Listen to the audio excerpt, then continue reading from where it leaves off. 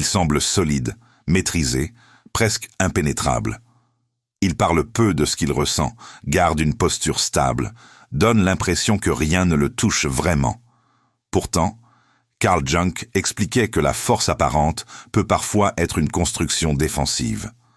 Plus un homme ressent profondément, plus il peut instinctivement renforcer son masque.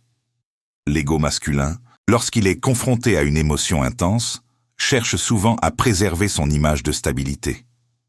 Il peut minimiser, relativiser, détourner la conversation, non pas parce qu'il est indifférent, mais parce que reconnaître qu'il est touché signifie accepter une vulnérabilité qu'il ne maîtrise pas encore. Jung parlait de la persona comme d'un rôle social adopté pour protéger l'identité intérieure. Lorsqu'un lien commence à devenir important, l'inconscient peut renforcer cette personne. Il fait semblant d'être fort, il contrôle son regard, il retient ses mots, il choisit le silence plutôt que l'aveu. Pourtant, derrière cette façade, quelque chose bouge. Un trouble subtil, une tension intérieure. Il peut analyser ses propres réactions en secret. Pourquoi cette pensée revient-elle? Pourquoi cette absence me dérange-t-elle? Pourquoi son regard me touche-t-il autant? Plus il tente de contenir, plus l'émotion cherche à émerger. Ce contraste entre apparence et réalité crée une dissonance. De l'extérieur, il semble stable. Musique. À l'intérieur, il peut déjà être affecté. Comprendre cette dynamique ne signifie pas, musique, excuser la distance. Cela permet simplement d'éclairer un mécanisme inconscient. Car parfois, celui qui semble le plus solide est déjà profondément touché, mais il n'a pas encore appris à l'assumer. Il fait semblant d'être fort parce qu'il a appris que montrer l'émotion pouvait coûter cher. Jung expliquait que l'enfance façonne la manière dont nous exprimons la vulnérabilité. Si dans son passé, musique, exprimer un besoin ou une peur a été accueilli par du rejet, de la moquerie ou de l'indifférence, son inconscient a pu enregistrer une règle silencieuse. Ne montre pas ce qui te touche. Cette règle devient un réflexe. Lorsque l'attachement commence à émerger, au lieu de s'ouvrir, musique spontanément, il peut renforcer son contrôle. Il garde son ton stable. Il évite de parler de ce qu'il ressent. Il peut même adopter une attitude plus distante au moment précis où l'émotion grandit. Ce comportement ne signifie pas absence de sentiment. Il peut indiquer que l'émotion est trop importante pour être exposée sans protection. Jung parlait du mécanisme de défense comme d'une construction destinée à préserver l'équilibre psychique. La force apparente devient alors un rempart. Il peut minimiser ce qu'il ressent pour ne pas perdre la maîtrise. Il peut détourner la conversation lorsqu'elle devient trop personnelle. Musique. Il peut sourire lorsque quelque chose l'atteint profondément. Cette maîtrise lui donne l'illusion de sécurité. Pourtant, à l'intérieur, l'émotion circule. Elle cherche une place. Mais tant qu'il associe vulnérabilité, musique et danger, il continuera à maintenir cette posture. Ce masque n'est pas toujours conscient. Il peut croire sincèrement qu'il gère parfaitement la situation. Mais le corps, le regard, les silences révèlent parfois une tension subtile. Car celui qui semble le plus calme peut déjà être intérieurement bouleversé. Il fait semblant d'être fort parce qu'il ne comprend pas encore l'intensité de ce qu'il ressent. Jung expliquait que certaines émotions émergent avant que la conscience ne les reconnaisse clairement.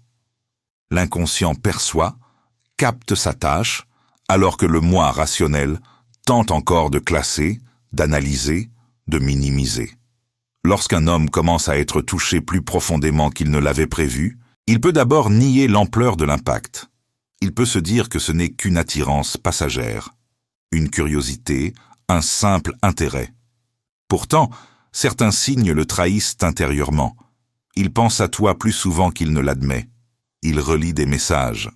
Il se surprend à anticiper tes réactions. Musique. Ce décalage entre ce qu'il ressent et ce qu'il accepte crée une tension. Pour préserver sa stabilité mentale, il peut renforcer l'image de contrôle. Jung parlait de la résistance du moi face aux forces inconscientes. Lorsque l'émotion menace de modifier l'équilibre intérieur, le moi tente de la contenir. Faire semblant d'être fort devient une manière de retarder la reconnaissance. Car reconnaître signifie accepter un changement possible. Cela implique envisager un attachement réel, une implication plus profonde. Tant qu'il n'est pas prêt à franchir cette étape, il peut continuer à se convaincre qu'il maîtrise tout. Mais l'inconscient lui continue de travailler. L'émotion ne disparaît pas. Musique. Elle s'intensifie silencieusement, et plus il tente de la contrôler, plus elle, musique, cherche un espace pour exister. Il fait semblant d'être fort parce qu'il craint de perdre l'avantage émotionnel. Kung expliquait que dans toute relation naissante, une dynamique subtile de pouvoir s'installe. Celui qui semble le plus détaché paraît souvent le plus en contrôle. Si cet homme commence à sentir qu'il s'attache davantage qu'il ne l'avait prévu, il peut redouter de devenir celui qui ressent le plus. Cette perception crée une vulnérabilité qu'il n'est pas toujours prêt à accepter. Il peut alors ralentir ses réponses, modérer ses gestes d'affection, adopter une posture plus froide, non par indifférence, mais pour rééquilibrer intérieurement ce qu'il perçoit comme une asymétrie. Jung parlait du besoin d'autonomie, comme d'un musique élément central de la psyché masculine. Se sentir dépendant émotionnellement peut déclencher une alarme inconsciente. Faire semblant d'être fort devient une manière de restaurer une impression de maîtrise. Il peut croire qu'en montrant moins, il protège son indépendance. Pourtant, cette retenue ne supprime pas l'émotion. Elle la compresse. Plus il tente de garder une position dominante, plus il peut ressentir intérieurement le tiraillement entre contrôle et attachement. Ce conflit crée une tension silencieuse. Il peut sourire avec assurance, mais réfléchir longuement après chaque échange. Il peut prétendre que tout est simple. Alors que son esprit revient constamment vers toi, cette façade lui permet de se sentir stable, mais elle masque une implication déjà réelle, musique.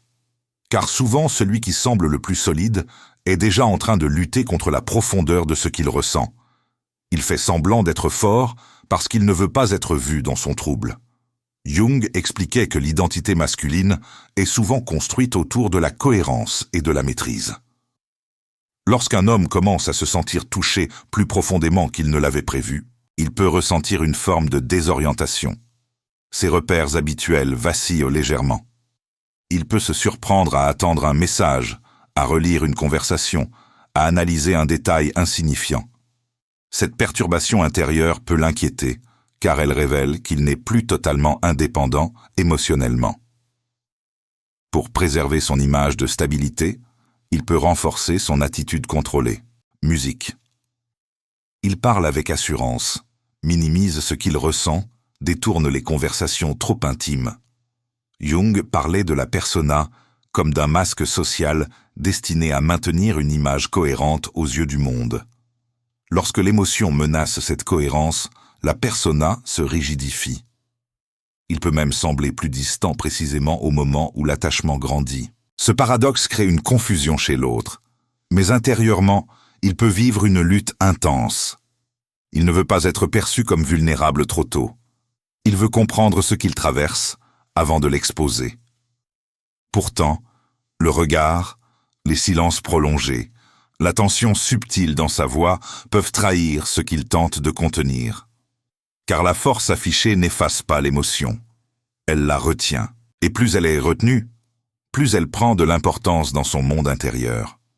Il fait semblant d'être fort parce qu'il redoute l'irréversibilité de l'attachement. Jung expliquait que certaines décisions intérieures ne sont pas prises à la légère. Reconnaître que l'on est touché signifie admettre qu'un changement est en cours et le changement implique un point de non-retour. Tant qu'il maintient une posture maîtrisée, il peut se convaincre qu'il reste libre, indépendant, détaché. Mais s'il accepte qu'il est réellement affecté, il doit envisager les conséquences, s'impliquer davantage, s'exposer, risquer la perte. L'inconscient perçoit l'attachement comme un engagement, musique, potentiel. Même s'il ne parle pas encore d'avenir, une partie de lui sait que certaines émotions modifient la trajectoire. Faire semblant d'être fort lui permet de retarder cette reconnaissance. Chung parlait de la peur de transformation comme d'une résistance naturelle du moi. car s'attacher profondément signifie évoluer. Cela demande d'abandonner certaines habitudes, musique certaines distances protectrices. Il peut donc renforcer son apparente musique, stabilité, pour maintenir l'illusion que rien n'a changé. Pourtant, à l'intérieur, les choses bougent. Il peut ressentir une tension lorsqu'il imagine te perdre. Il peut éprouver une irritation inhabituelle, musique, lorsqu'il perçoit un éloignement. Ces réactions trahissent une implication déjà réelle. Mais tant qu'il n'est pas prêt à accepter l'ampleur de ce qu'il ressent, il continuera à se réfugier dans cette posture de contrôle. La force affichée devient alors un délai, un espace temporaire entre l'émotion ressentie et l'engagement assumé. Il fait semblant d'être fort parce qu'il ne veut pas que tu vois à quel point il est déjà impliqué. Jung expliquait que l'orgueil peut être une défense subtile contre la peur du rejet. Si cet homme commence à ressentir plus qu'il ne l'avait prévu, il peut redouter que cette implication ne soit pas réciproque au même niveau. Montrer trop tôt son attachement pourrait, dans son esprit, créer un déséquilibre. Il peut donc choisir de dissimuler ses signes d'émotion pour préserver sa dignité. Cette retenue n'est pas toujours consciente. Elle peut naître d'une crainte ancienne, celle d'aimer davantage que l'autre. Jung parlait du besoin de reconnaissance comme d'un moteur profond de la psyché. Si l'inconscient doute de la réciprocité, il peut renforcer la posture de contrôle. Il peut agir comme si tout était léger, comme si rien ne l'atteignait vraiment. Pourtant, certains détails le trahissent. Une attention excessive aux nuances, une sensibilité particulière aux changements d'attitude, une irritation discrète.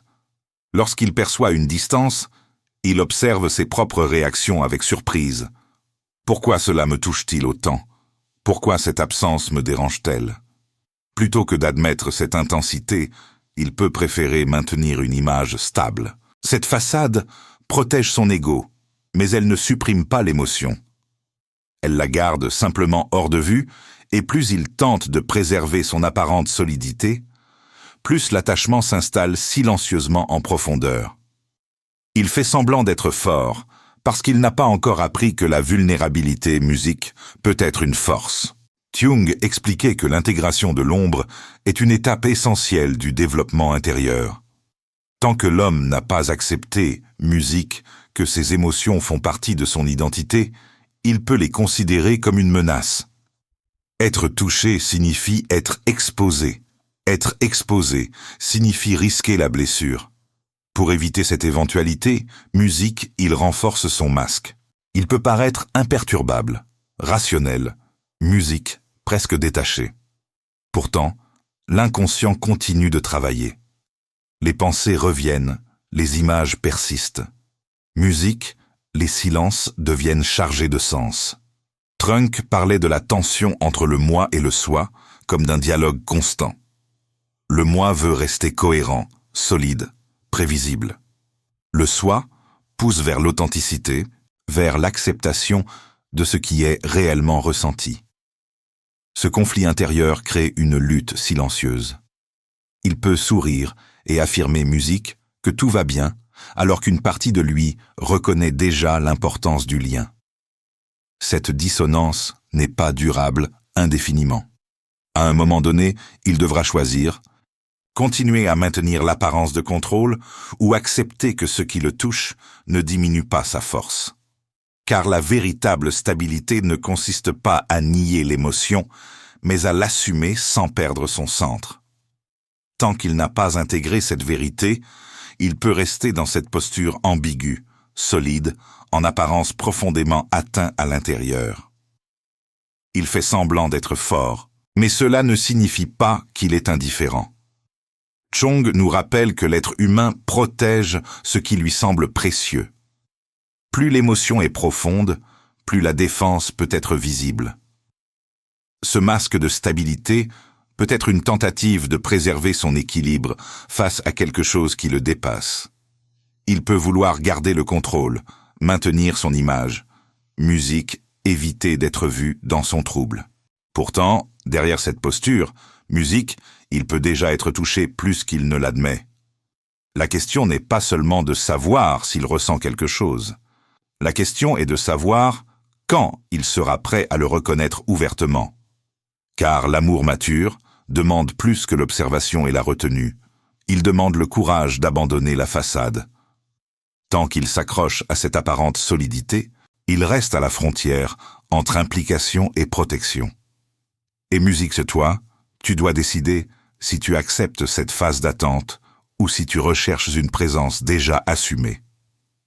La véritable force ne réside pas dans le contrôle permanent, mais dans la capacité à être sincère sans perdre son centre. Lorsqu'il comprendra cela, musique, il n'aura plus besoin de faire similaire.